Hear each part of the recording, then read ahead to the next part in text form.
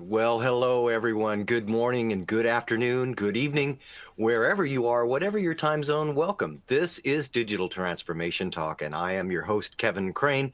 Welcome to the show. Today, we will be discussing the topic of driving retail innovation through digital transformation. Indeed, we're steering our conversation towards the intersection of technology and retail, exploring how digital transformation is reshaping the landscape of consumer experiences and industry operations. In an era defined by rapidly evolving customer preferences and technological advancements, traditional retail models are undergoing a profound metamorphosis. The emergence of digital technologies has catalyzed a seismic shift, compelling retailers to adapt and innovate and embrace digital transformation to stay competitive in an ever evolving market.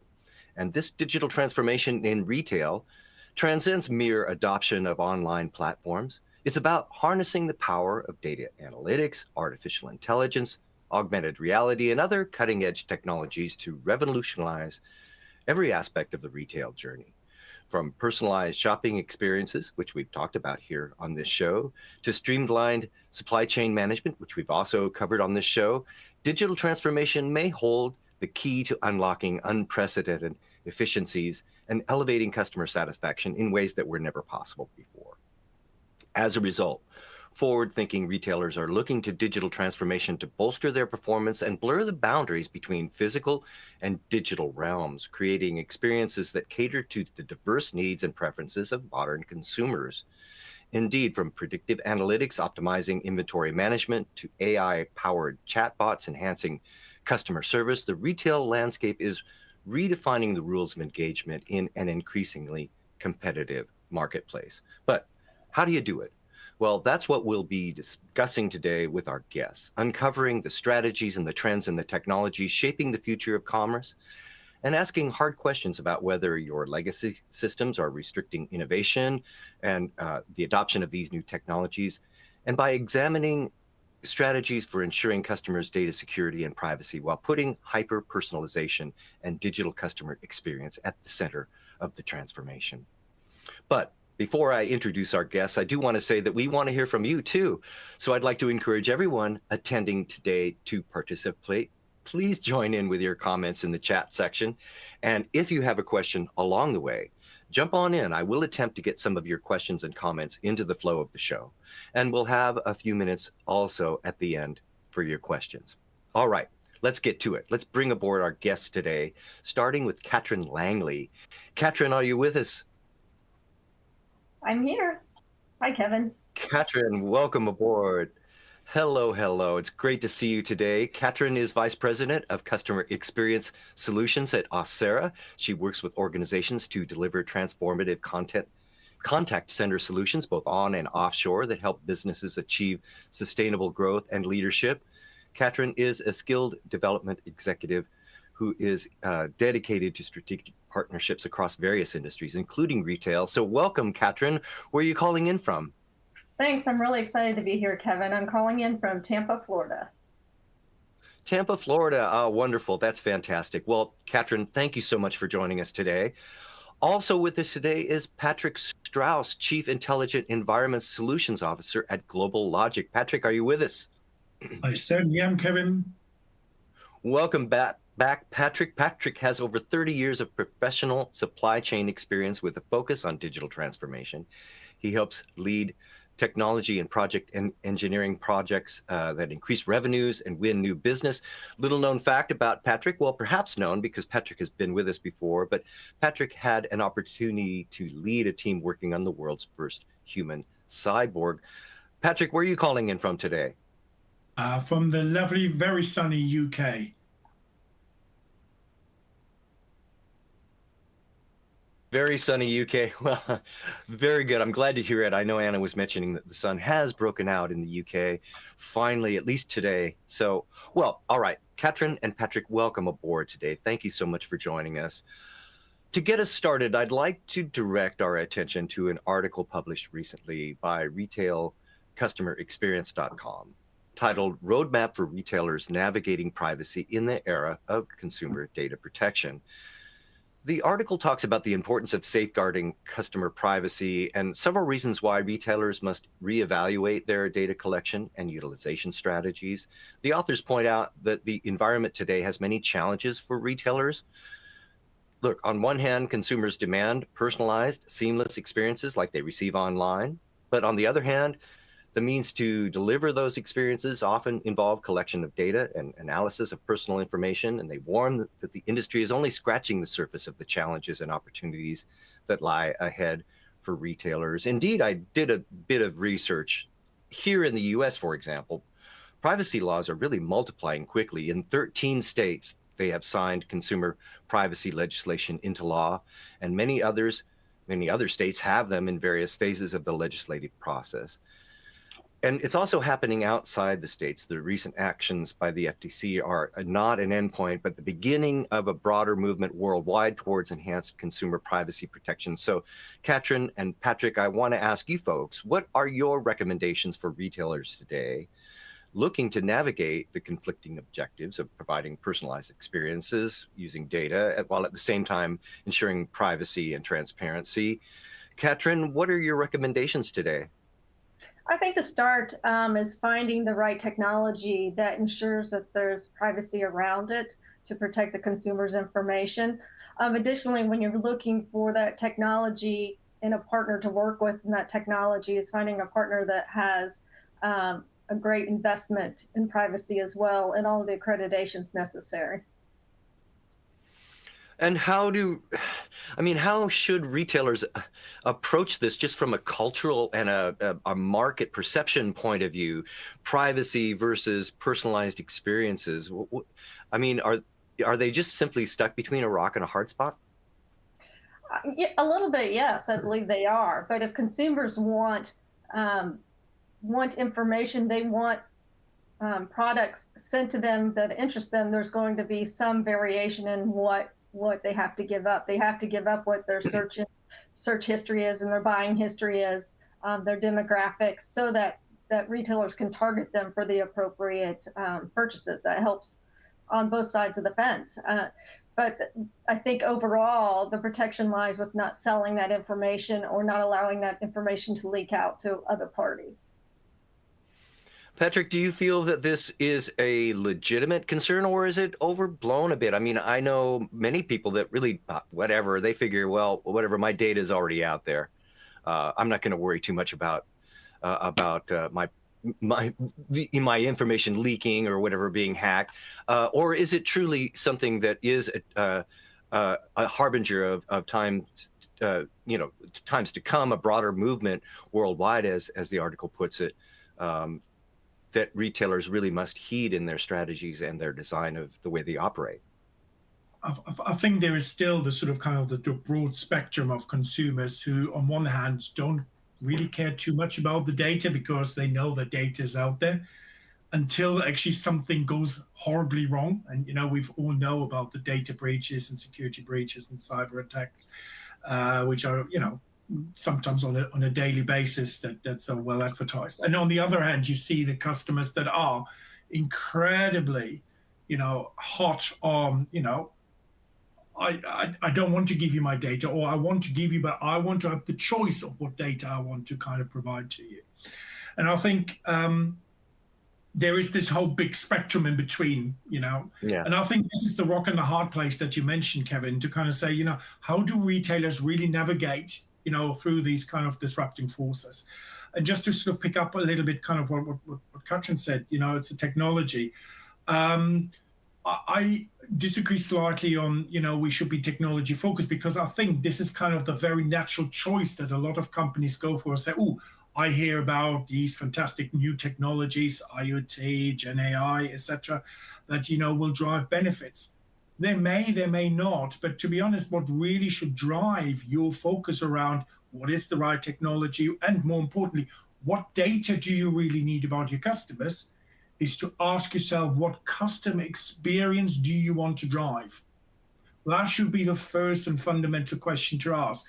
Everything after that, and certainly technology, kind of what is the right technology that allows me to kind of differentiate and maybe utilize the right data for our customers.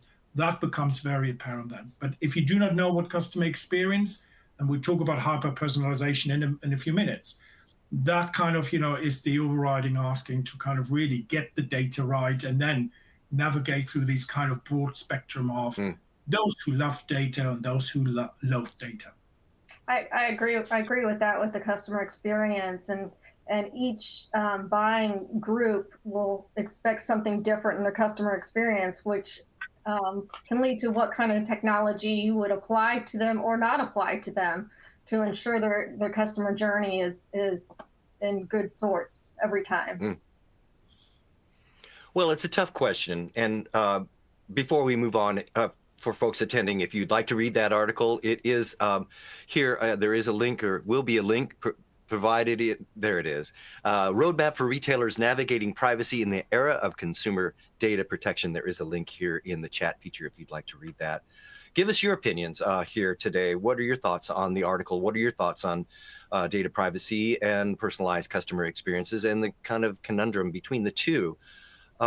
Katrin and Patrick, this leads us to our first discussion point, which is strategies for ensuring customers' data security and privacy. Look, I think it's not, in my opinion, it's not so much that consumers don't want their data perhaps being used for this type of thing. In fact, I sort of appreciate being pushed ads for things that I am indeed interested in, that are related to me in my life. I sort of like that, and I have been I have participated in that that sort of advertisement or that outreach because of the linkage with who I am and what I'm about and what these products, apply to that.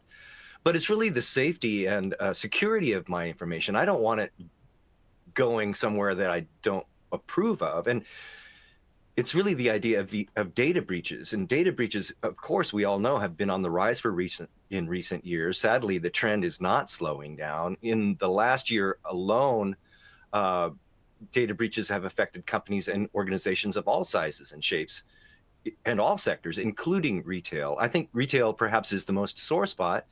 If we go back to 2013 in America here, the breach at Target was sort of the big one that broke it all open. But just this year, just this quarter, April 12th, Roku, over 500,000 customers had their data compromised in an attack. Giant Tiger had a data breach. This is the Canadian retail chain.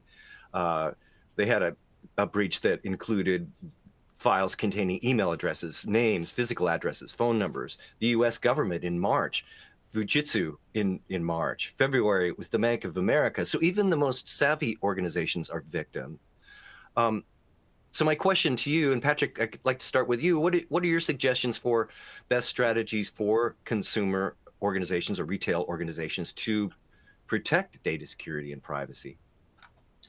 So I think it's a very, very important question, especially based on the sort of examples you've given. And in obviously preparation for the show today, I've also done my sort of kind of mini research as well. What I found very interesting, so Retail Touchpoints, which is quite a well-known outlet in the retail space, they've actually kind of done research around 90% of consumers very much care about data privacy.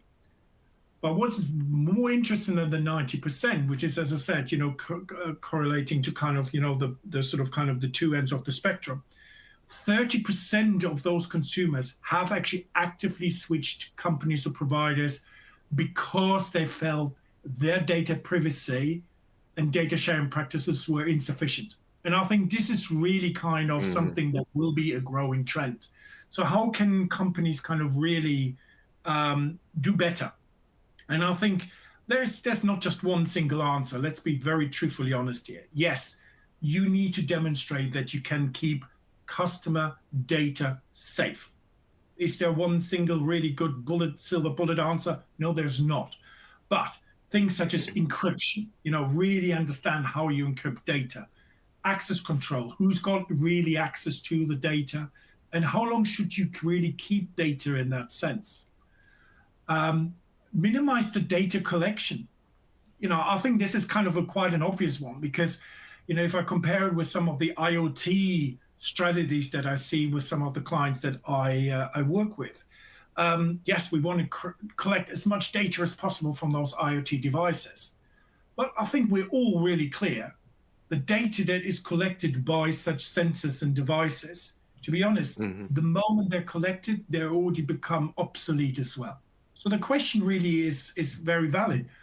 What data do I really need to capture, and how long do I need to capture it for?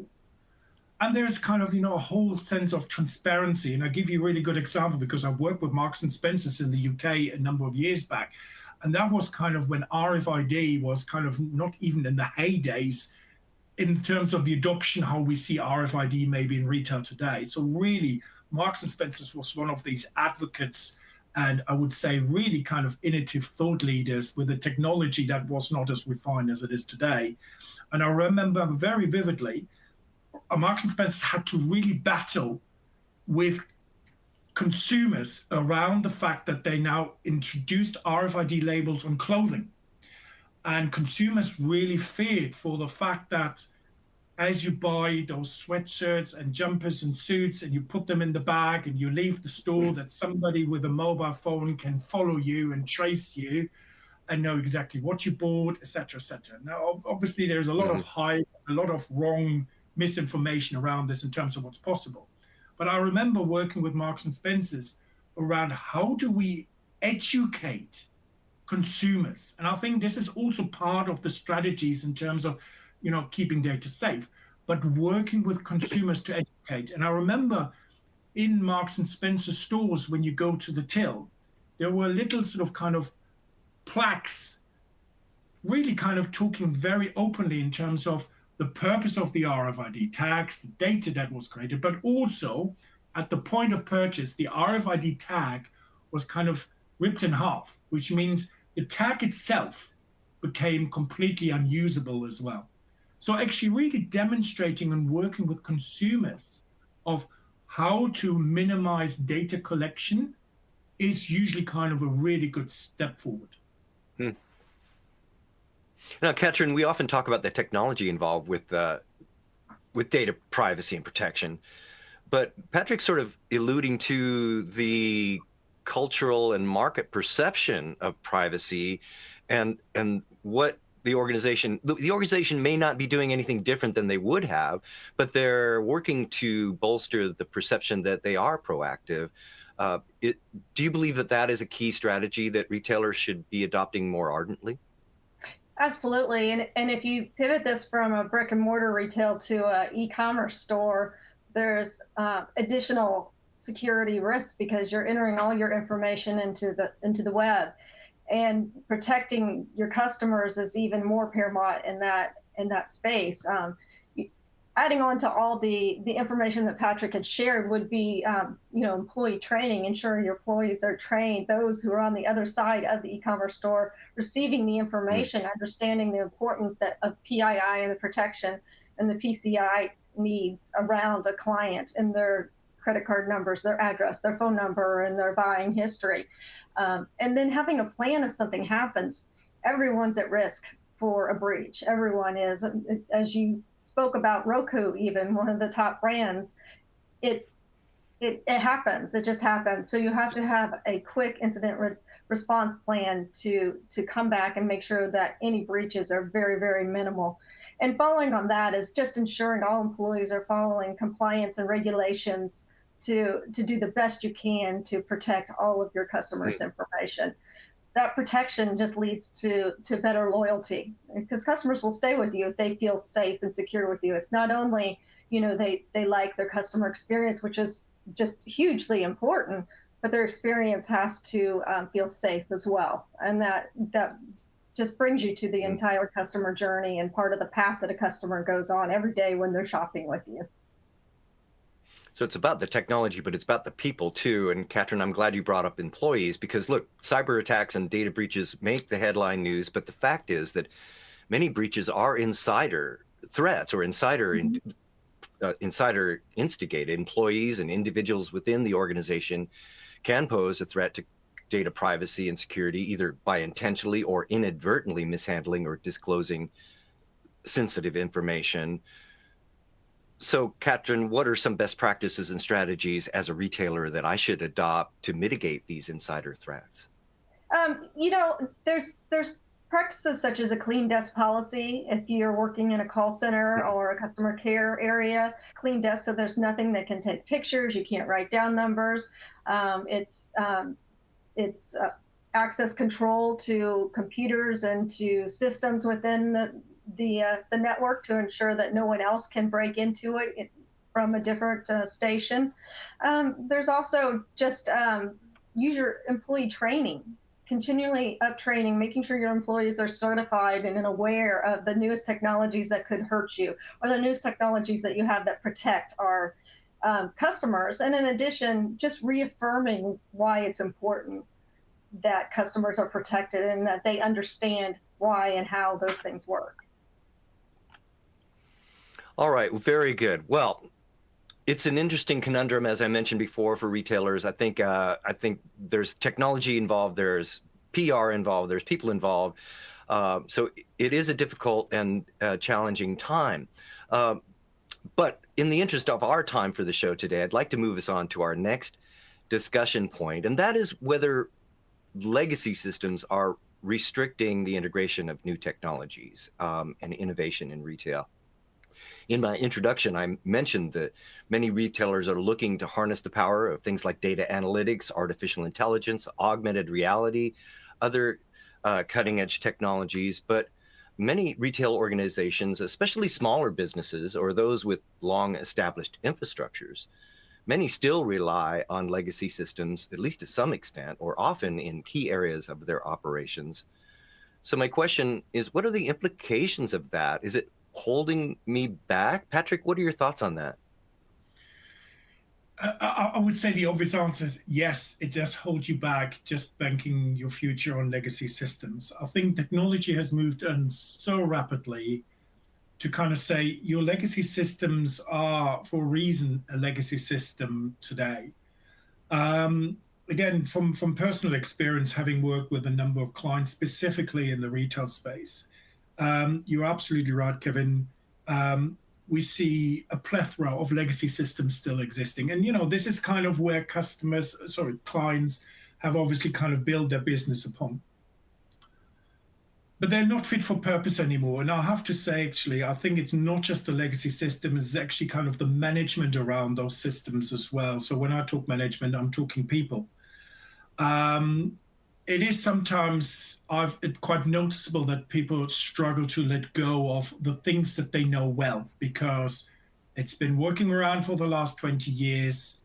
It has hardly failed. Why do I need to change? The reason why you need to change is very simple. If you do not change, your competitors will. Your competitors understand the need to kind of modernize your legacy systems, to modernize your processes, to modernize the thinking around how data travels through your organizations to deliver those customer experiences. It comes back to culture ultimately, and you've mentioned culture in the last point, Kevin. For me, I think it is vital to kind of really look what other organizations do. And there is a plethora of examples out there. I give you one really good example where we see, for instance, Domino's Pizza, which obviously is well known in the US as well as in the UK. But see how Domino's has really moved with the times when it comes to IT infrastructure and legacy systems. And look at how you engage as a consumer with Domino's today. Do you genuinely believe the way how you order your pizza nowadays by just using your voice, by using voice automated systems? I'm not going to mention them because it might set off one of our listeners' systems, but there's obviously plenty around. You can go use your voice to order your pizza. And you can only do that if you kind of implement the right technologies. Now, Domino's has kind of understood the need to move from the traditional and legacy systems by modernizing solutions step by step, but integrating some of the really cool, innovative technologies that especially the younger generation now uses as well.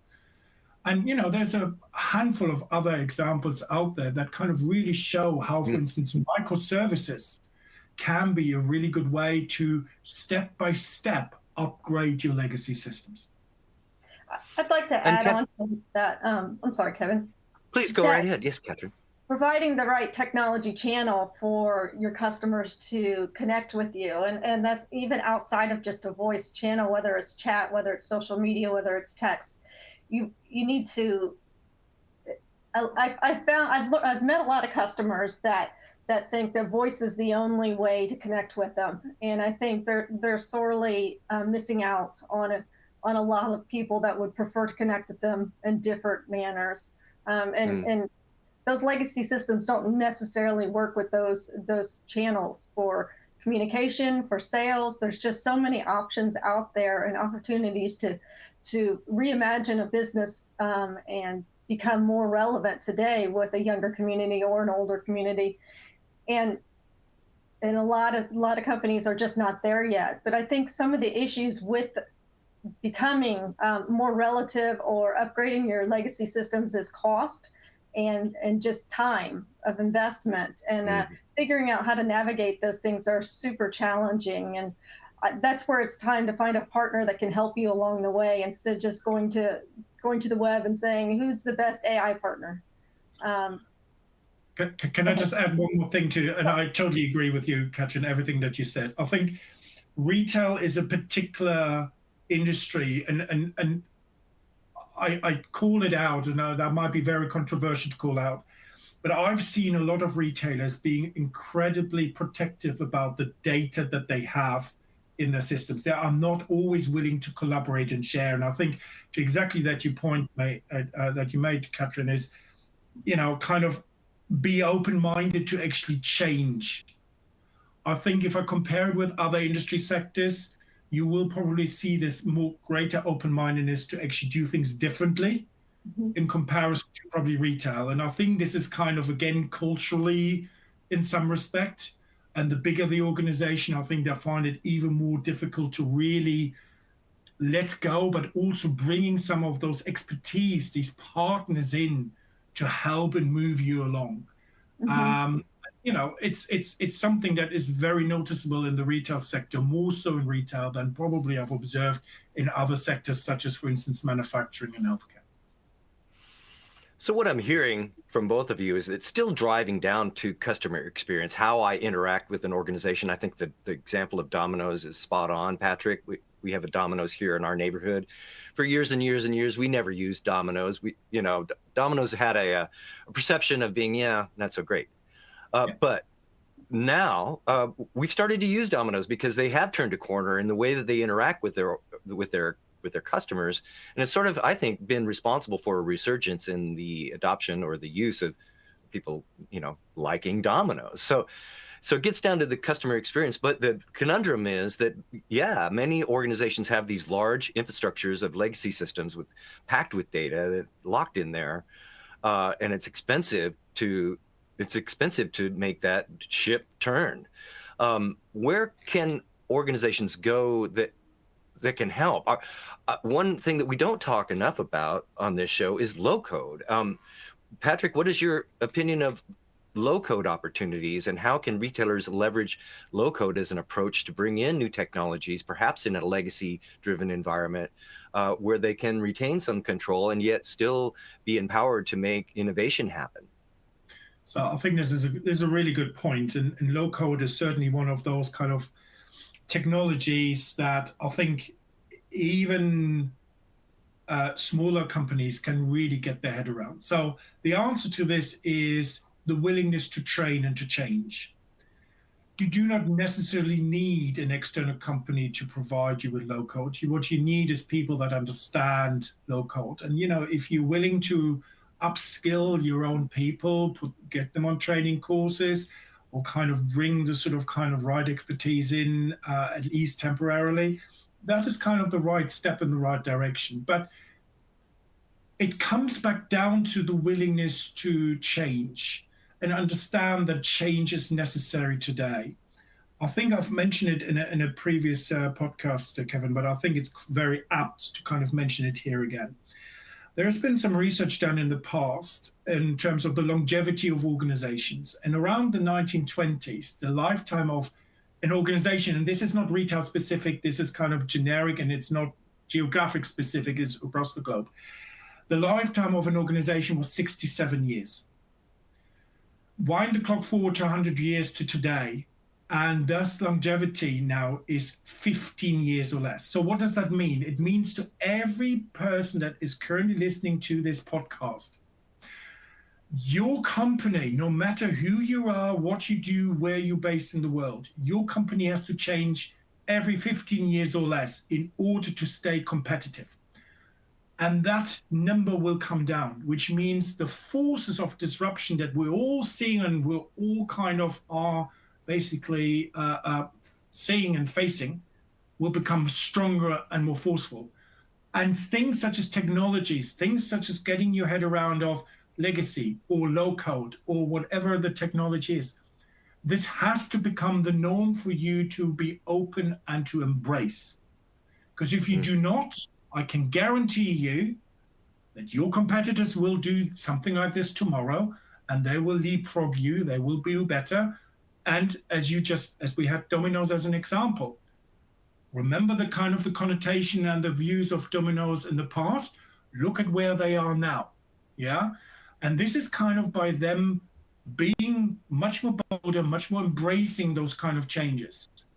And I think that kind of really is kind of something that a lot of our listeners here kind of really should be thinking themselves in terms of, what can I do? Low code is great. You can do and train yourself. There's plenty of free courses out there. But also, if you want to accelerate, can bring some of those expertise in. There is lots of companies that are experts in low code or some of the other technologies if you think low code is the right answer for you. And all right. I only about half agree with that point. I'm sorry, Kevin. That I think you're always better suited to get an expert versus trying to do internally. Unless you're hiring an a person onto your staff, especially when it comes to upgrading technology and legacy technology, it's important to know someone who really has an expertise in that area in SME to ensure that you're getting it right and it's right for your particular type of company. All right, very good. We are here. This is Digital Transformation Talk.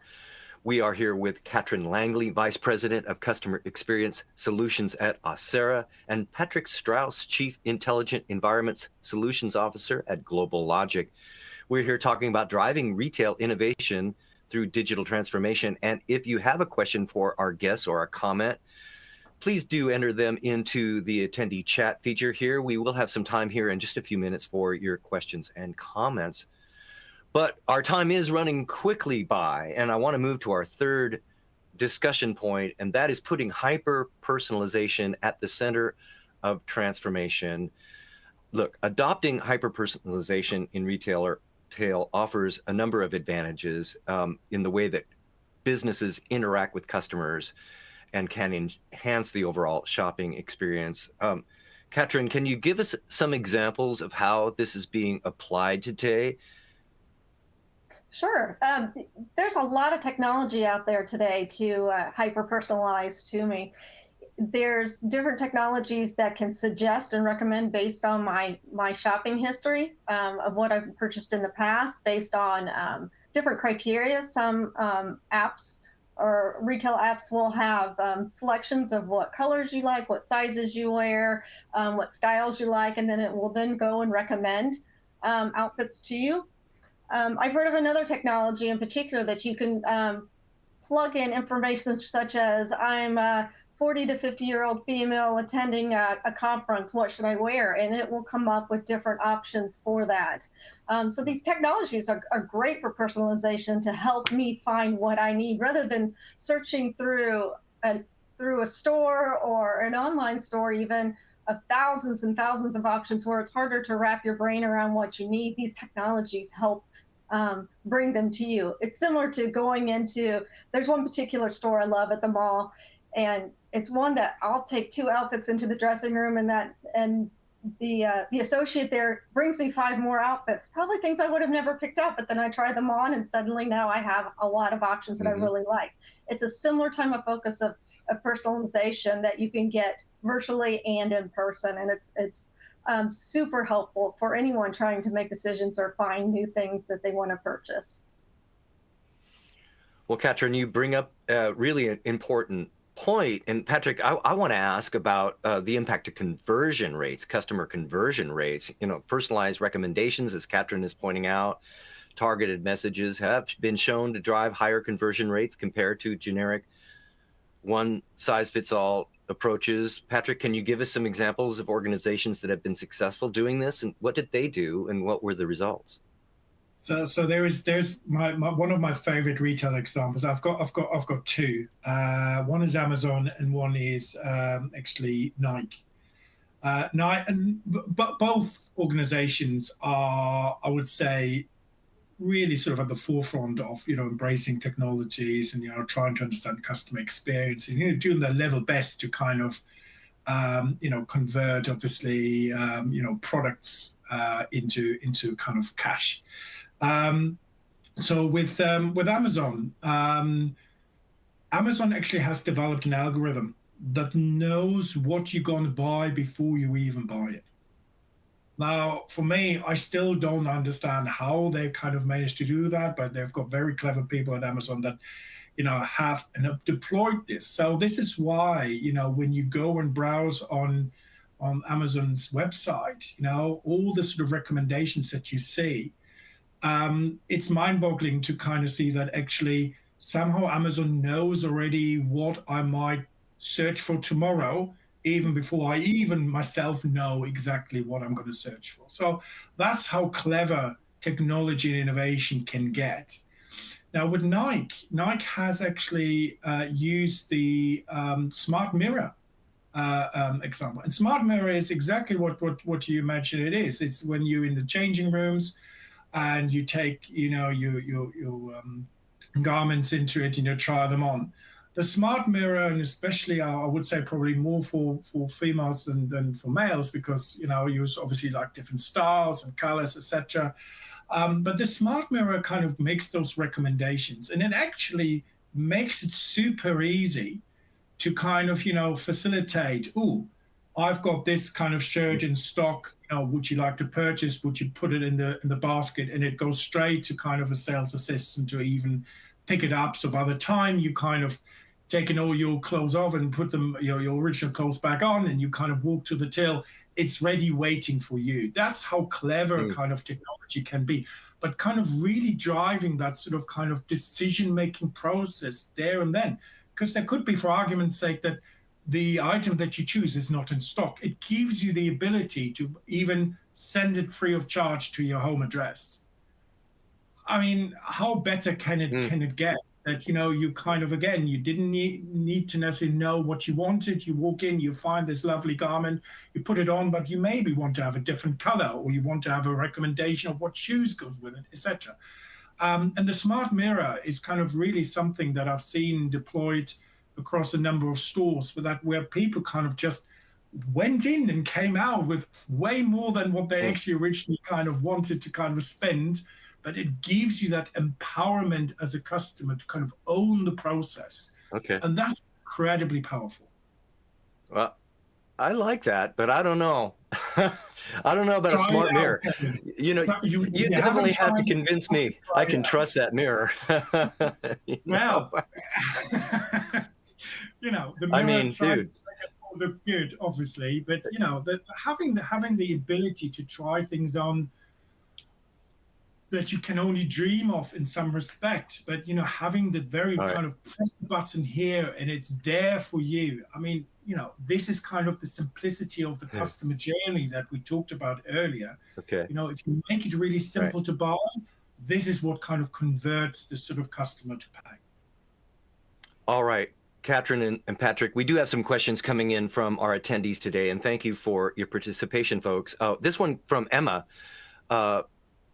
Emma asks, how do data privacy regulations impact the implementation of hyper personalization strategies in retail. I mean, this is sort of bringing our discussion together. Thank you, Emma.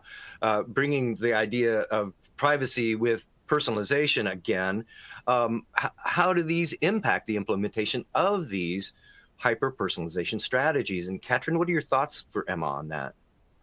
I think that definitely there's an impact because it varies between how much privacy are you going to have and how much personalization do you want, because you have to give up one way to have the other. And it's going to be that slippery slope of finding the right balance between the two. So, it's going to be whether you're going to opt in to giving your information up, such as allowing cookies to track what your habits are, or it's going to be just offering up more information about yourself for the company to store and then to recommend in the future. But I think it's going to come down to those regulations are going to require you to opt in over not. And if you don't opt in, then you'll have less personalization in your shopping experience. Yeah, I could see that working with Patrick's smart mirror, for example. Okay, I have a smart mirror here. I'm either going to opt into it being enabled or not. And then I think that's an important differentiation. Patrick, we have another question coming in from Sarah Quinn. Sarah, thank you for your question today. I'm hoping you will have some thoughts for Sarah. Sarah asks, what do you feel are the biggest trends that will affect e-commerce and retail in the next 1 to 3 years? Think about what is the biggest problem to solve in a customer journey. The answer is when a problem occurs at any point in that journey. And typically it happens when you order an item and it doesn't arrive. Or you order an item, it does arrive, but it's not what you advertised. I think still today, we're not dealing with that very particular part of the e-commerce and customer experience part of the journey well enough. Yes, there are chatbots out there. Yes, there's various other things out there. But I think what will really kind of change is the advent of probably AI and Gen AI. I think, bringing in a lot of data and insights and kind of making it quite pertinent to a particular situation, such as kind of resolving a customer problem. But what I'm seeing slowly and more carefully emerging is chatbots themselves in the way that we probably can't even imagine right today. So when we talk about chatbots, we still probably think of this, I need to type text in, I need to wait a few seconds for a response, and really the response is not really kind of helping me to kind of solve the problem. What I'm seeing more and more, Kevin, is actually very clever technologies and algorithms to the point where you actually really struggle to differentiate. Is it actually I'm talking to a robot or computer or a human being? So are really good the responses and the speed, but also the clarity that customers are starting to see. And that will be a huge differentiator because you start engaging in absolute real time to the point of actually kind of now listening to responses verbally, and the voices you hear are very clearly computer generated, but they are actually sounding like human beings in terms of the pitch, in terms of the speed. It is phenomenal, but they're not universally kind of deployed yet. I think for me, solving when customer has a problem and solving it in the right way and efficiently, that is something that I would like to see something more coming onto the scene to kind of really people to adopt and develop. Well, all right. We are running so short of time. We always run so short of time on this show. We could keep going forever. But in the time that we have left, Katrin and Patrick, I'm wondering if you could please provide us with one quick action item that our listeners can use to take advantage of the ideas and advice today. Katrin, do you have an action item for us? Sure. I think my action item is to embrace new technology. Don't be afraid to try out the chatbot. Don't shy away from contacting your retailer on a different platform or a different channel. Embrace the new changes and see how they work for you. All right, that is Katrin Langley, Vice President, Customer Experience Solutions at Auth0. Thank you, Katrin. Now, Patrick, do you have an action item for our audience today? I certainly do, and it is a little bit similar to Katrin's, but different. I would go embrace customer-centric approach in your digital transformation journey. And remember, the technology is the tool, but ultimately, the ultimate goal for you should always be to enhance your customer experience. Go and find the answer, articulate it. The rest will very naturally follow in terms of what the right answer is to drive success. All right. That is Patrick Strauss, Chief Intelligent Environments Solutions Officer at Global Logic. Katrin and Patrick, thank you so much for being with us today. What a great panel. Your perspectives and advice were spot on. So thank you so much. And I hope that we get a chance to talk again soon. And to everyone joining us today, thank you too. Thank you for joining us, and join us again May 14th when we will talk about May 14th, we'll talk about another great discussion with another great panel of guests. But in the meantime, if you'd like to find me, you can do so on LinkedIn. I'm happy to connect there. Check me out. I'm Kevin Crane. And you can check out my weekly audio podcast, the Digital Transformation Podcast. But for now, that'll do it for this episode of Digital Transformation Talk. And until next time, I'm Kevin Crane. Thanks for watching.